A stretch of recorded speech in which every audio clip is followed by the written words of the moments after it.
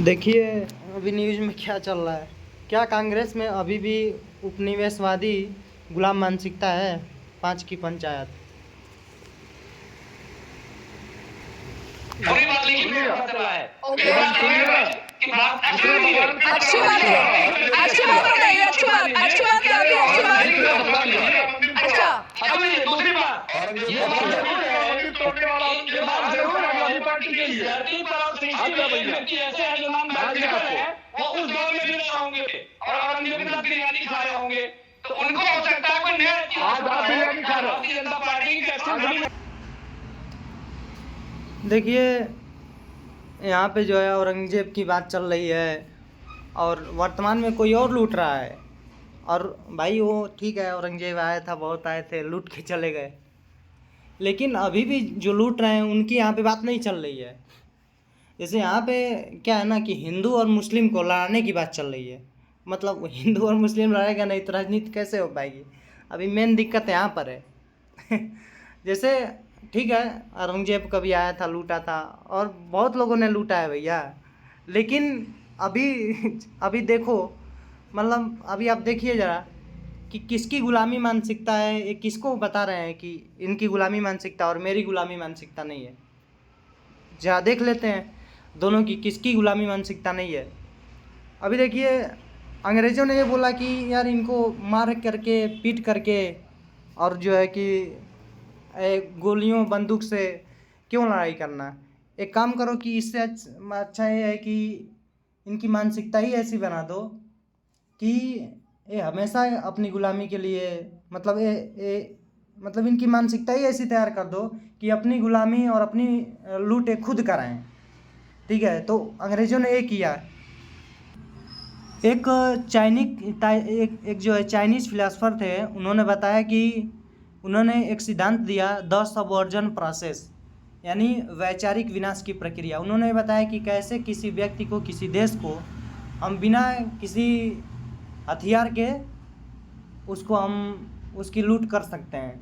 जब हम ऐसे अगर हम लूट कर सकते हैं तो फिर जो है हमें हथियार उठाने की क्या ज़रूरत है? वो अपनी लूट खुद कराएगा या खुद को ही अपने मारेगा।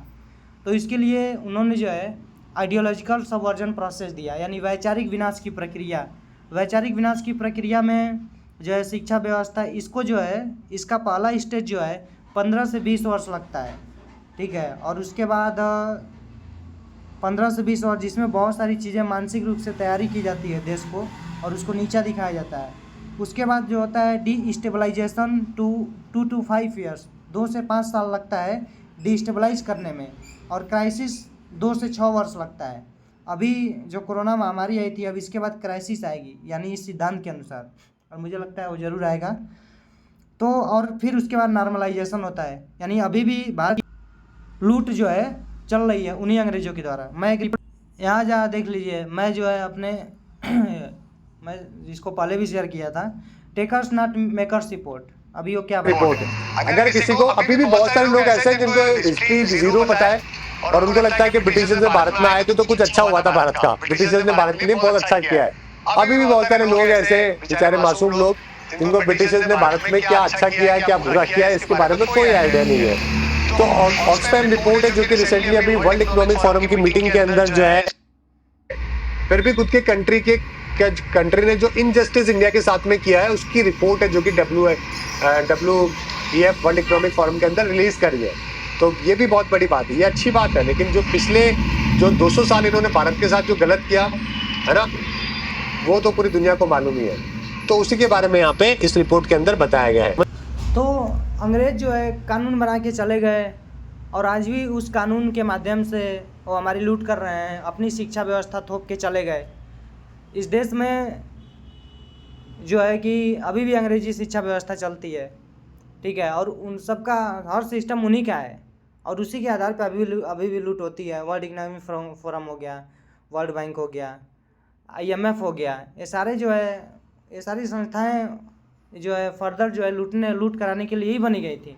लेकिन इन पे कोई बात नहीं करता है, क्योंकि लड़ाई करना है ना, एक दूसरे को लड़ना है ताकि लोग सही मुद्दे पे बात ना करें। तो अभी भी ये जो खुद को बोलते हैं कि हम मानसिक रूप से गुलाम नहीं हैं, हम तो बहुत अच्छे हैं, तो ये सब चुतियापा, और दूसरों को बोलते हैं कि वे मानसिक रूप से गुलाम हैं।